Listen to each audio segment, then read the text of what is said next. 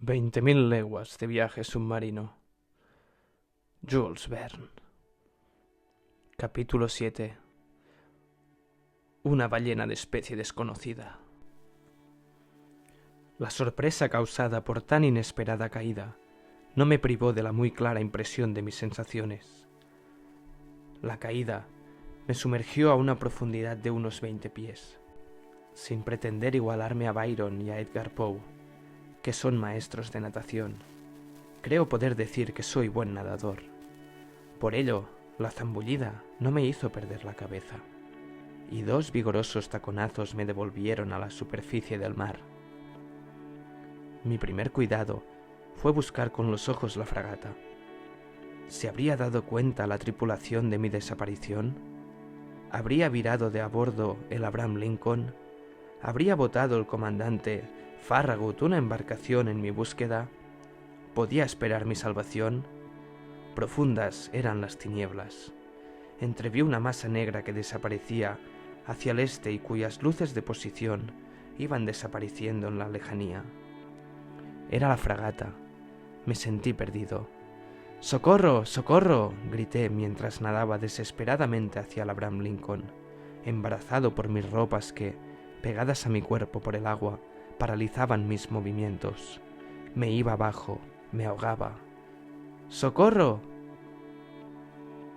Fue el último grito que exhalé. Mi boca se llenó de agua. Me debatía, succionado por el abismo. De pronto me sentí ácido por una mano vigorosa que me devolvió violentamente a la superficie. Y oí, sí, oí estas palabras pronunciadas a mi oído. Si el Señor fuera tan amable de apoyarse en mi hombro, nadaría con más facilidad. Mi mano no se asió del brazo de mi fiel Conseil. Tú, eres tú. Yo mismo, respondió a las órdenes del Señor. ¿Te precipitó el choque al mar al mismo tiempo que a mí? No, pero como estoy al servicio del Señor, seguí al Señor. El buen muchacho encontraba eso natural. ¿Y la fragata? La fragata, respondió Conseil, volviéndose de espaldas. Creo que el Señor hará bien en no contar con ella. ¿Cómo dices? Digo que en el momento en que me arrojé al mar, oí que los timones gritaban: «Se han roto la hélice y el timón». ¿Rotos? Sí, destrozados por el diente del monstruo. Es la única avería, creo yo, que ha sufrido el Abraham Lincoln, pero desgraciadamente para nosotros es una avería que le impide gobernarse. ¿Entonces estamos perdidos? Posiblemente, respondió Conseil con la mayor tranquilidad. Pero aún tenemos unas cuantas horas por delante, y en unas horas pueden pasar muchas cosas. La imperturbable sangre fría de Conseil me dio ánimos. Nadé con más vigor, pero incomodado por mis ropas que me oprimían como los sellos de un barril. Tenía grandes dificultades para sostenerme a flote. Conseil se dio cuenta. Permítame el Señor hacerle una incisión. Y con una navaja desgarró mis ropas de arriba abajo en un rápido movimiento. Luego me liberó de mis ropas con gran habilidad, mientras yo nadaba por los dos. A mi vez, procedí a prestar idéntico servicio a Conseil, y continuamos navegando uno junto al otro. Nuestra situación era terrible. Tal vez no se hubiera dado cuenta nadie de nuestra desaparición, y aunque no hubiera pasado inadvertida, la fragata, privada de gobierno, no podría venir en busca nuestra. Únicamente podíamos contar con sus botes. Partiendo de esa hipótesis, Conseil razonó fríamente e hizo un plan consecuente. Qué extraordinaria naturaleza la de ese flemático muchacho que se sentía allí como en su casa. Dado que nuestra única posibilidad de salvación era la de ser recogidos por los botes del Abraham Lincoln, se decidió que debíamos organizarnos de suerte que pudiéramos esperarlos el mayor tiempo posible. Yo resolví entonces que dividiéramos nuestras fuerzas a fin de no agotarlas simultáneamente, y así convinimos que uno de nosotros se mantendría inmóvil, tendido de espaldas, con los brazos cruzados y las piernas extendidas, mientras el otro nadaría impulsándolo hacia adelante. Esta tarea de remolcador no debía prolongarse más de 10 minutos, y revelándonos así podríamos nadar durante varias horas y mantenernos incluso hasta el alba. Débil posibilidad, pero la esperanza está tan fuertemente enraizada en el corazón del hombre. Además, éramos dos, y por último, puedo afirmar, por improbable que esto parezca, que aunque tratara de destruir en mí toda ilusión, aunque me esforzara por desesperar, no podía conseguirlo. La colisión de la fragata y del cetáceo se había producido hacia las 11 de la noche. Calculé, pues, que debíamos nadar durante unas 8 horas hasta la salida del sol, operación rigurosamente practicable con nuestro sistema de relevos. El mar, bastante bonancible, nos fatigaba poco. A veces trataba yo de penetrar con la mirada las espesas tinieblas que tan solo rompía la fosforescencia provocada por nuestros movimientos. Miraba esas ondas luminosas que se deshacían en mis manos y cuya capa espejante formaba como una película de tonalidades lívidas. Se hubiera dicho que estábamos sumergidos en un baño de mercurio. Hacia la 1 de la mañana me sentía ya totalmente extenuado, con los miembros rígidos por el efecto de unos violentos calambres. Conseil tuvo que sostenerme, y a partir de ese momento nuestra conservación pesó exclusivamente sobre él. Pronto oí jadear al pobre muchacho. Su respiración se tornó corta y rápida, y eso me hizo comprender que no podría resistir ya mucho más tiempo. Déjame, le dije. Abandonar al Señor. Nunca. Antes me ahogaré yo. Me ahogaré antes que Él. La luna apareció en aquel momento, entre los bordes de una espesa nube que el viento impedía hacia el este. La superficie del mar rieló bajo sus rayos. La bienhechora luz reanimó nuestras fuerzas. Pude levantar la cabeza y estructurar el horizonte. Vi la fragata a unas 5 millas de nosotros, como una masa oscura, apenas reconocible, pero no había ni un bote a la vista. Quise gritar. ¿Para qué? A tal distancia, mis labios hinchados no dejaron pasar ningún sonido. Conseil pudo articular algunas palabras y gritar repetidas veces: ¡Socorro! ¡Socorro! Suspendidos por un instante nuestros movimientos, escuchamos, y quizá fuera uno de esos zumbidos que en el oído produce la sangre congestionada, pero me pareció que un grito había respondido al de Conseil. ¿Has oído?, murmuré. Sí, y Conseil lanzó al espacio otra llamada desesperada. Ya no había error posible. Una voz humana estaba respondiendo a la nuestra.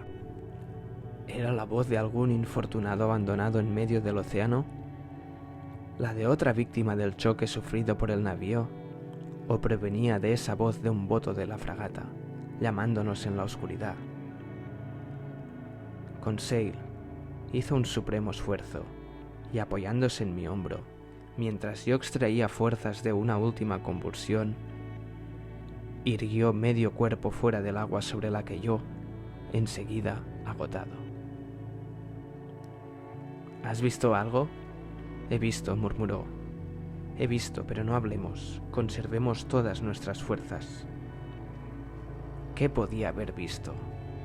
Entonces, no sé ni cómo por qué, me asaltó por vez primera el recuerdo del monstruo. Pero, ¿y esa voz?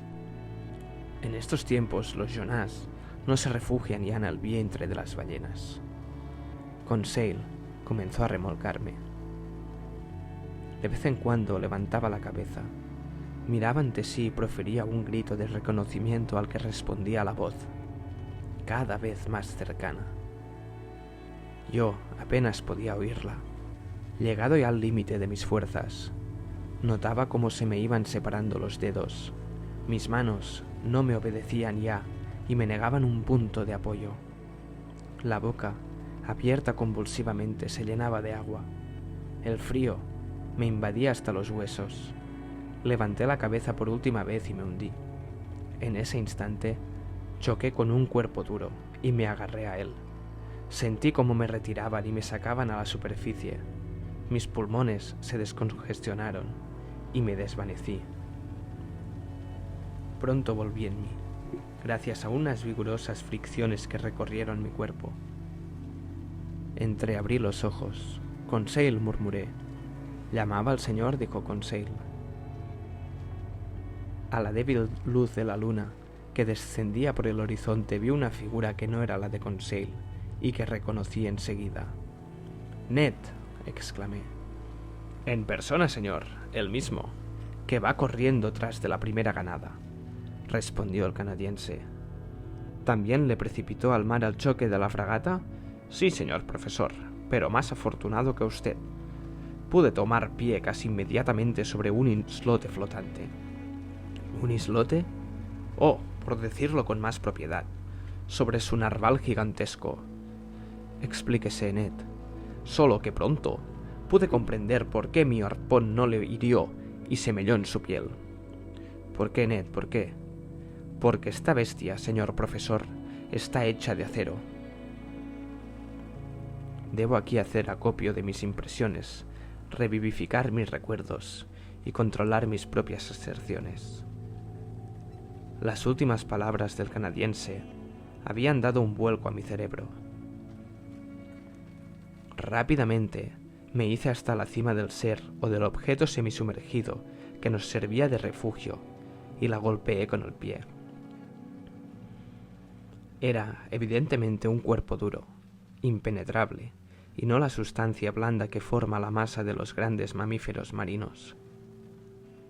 Pero ese cuerpo, duro, podía ser un caparazón óseo semejante al de los animales antediluvianos, que me permitiría clasificar al monstruo entre los reptiles anfibios, tales como las tortugas y los aligatores. Pues bien, no. El lomo negruzco que me soportaba era liso, bruñido, sin imbricaciones. Respondía a los golpes con una sonoridad metálica, y por increíble que fuera, parecía estar hecho. ¿Qué digo? Estaba hecho con planchas atornilladas. La duda ya no era posible. El animal, el monstruo, el fenómeno natural que había intrigado al mundo científico de todo el orbe y excitado y extraviado la imaginación de los marines de ambos hemisferios era, había que reconocerlo, un fenómeno aún más asombroso, un fenómeno creado por la mano del hombre. El descubrimiento de la existencia del ser más fabuloso, del ser más mitológico, no habría podido sorprender tanto y en tan alto grado a mi razón como el que acababa de hacer. Que lo prodigioso provenga del Creador parece sencillo, pero hallar de repente bajo los ojos lo imposible, misteriosa y humanamente realizado, es algo que hace naufragar a la razón. Y no había vacilación posible. Nos hallábamos, efectivamente, tendidos sobre la superficie de una especie de barco submarino, cuya forma, hasta donde podía juzgar por lo que de ella veía, era la de un enorme pez de acero.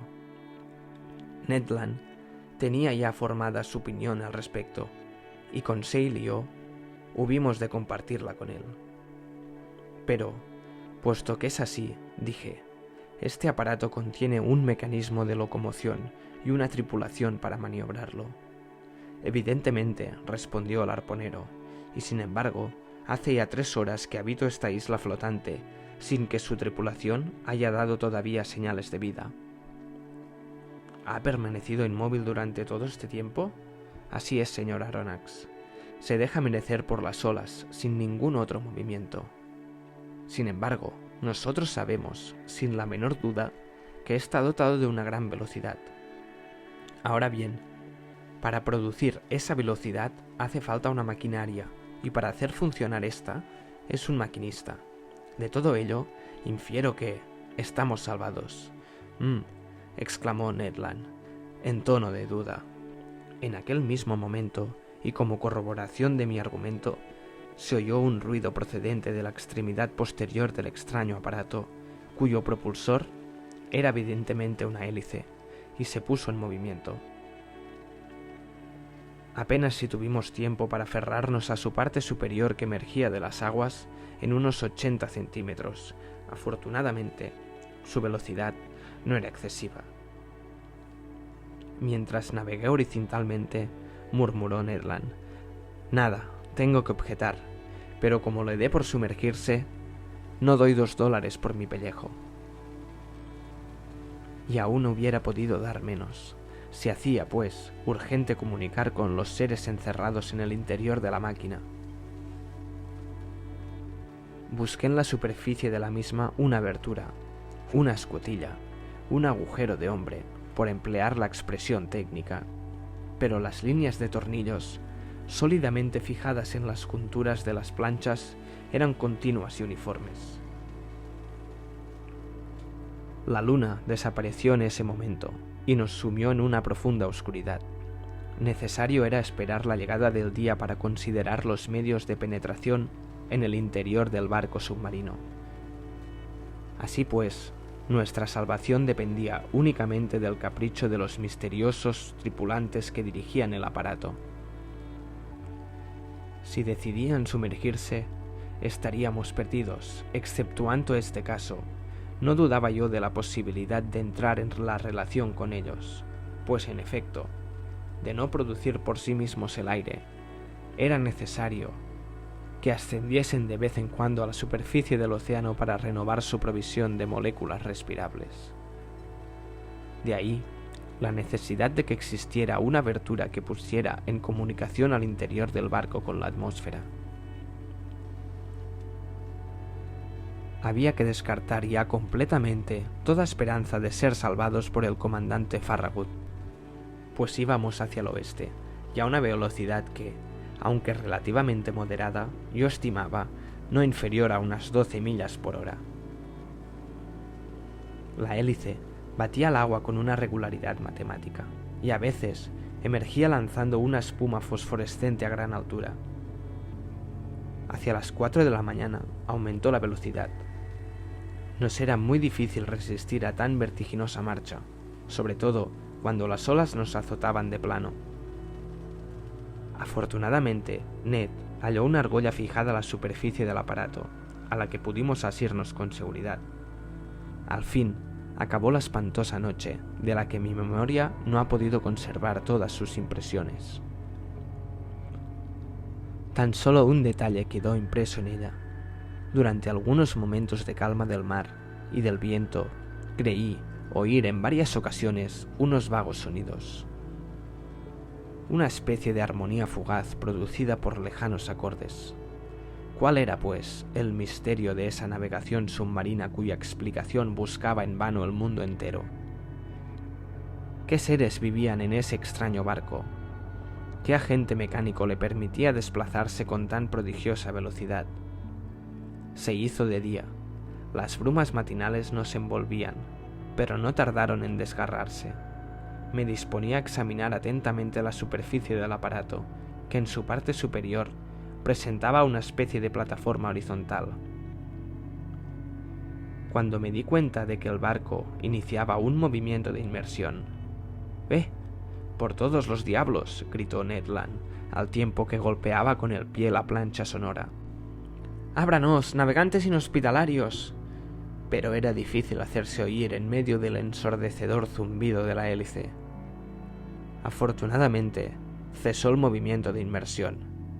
De repente, se produjo en el interior del barco un ruido de herrajes, que precedió a la apertura de una plancha por la que apareció un hombre que profirió un extraño grito antes de desaparecer enseguida. Algunos instantes después, 8 hombres muy fornidos, con el rostro velado, aparecieron por la abertura y silenciosamente nos introdujeron en su formidable máquina.